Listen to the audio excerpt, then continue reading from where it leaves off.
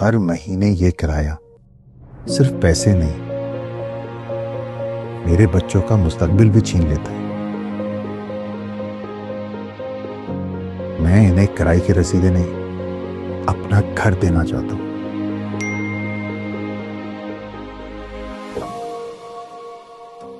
आपका ख्वाब अब बनेगा हकीकत।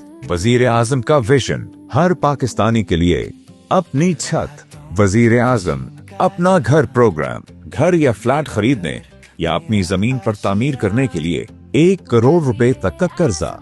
पहली बार हुकूमत की तरफ से 3.3 अरब रुपए की खुसूसी सब्सिडी, 90% फाइनेंसिंग और पहले 10 साल के लिए सिर्फ 5% फिक्स्ड मार्कअप और 20 साल में वापसी की सहूलत के साथ 5 लाख घरानों के लिए अपना घर और सनतों में तेजी से कौमी मईशत के लिए तरक्की। ना कोई प्रोसेसिंग फीस, ना प्री पेमेंट पेनल्टी। किराए की जगह किस्त देकर अपने घर के मालिक बने।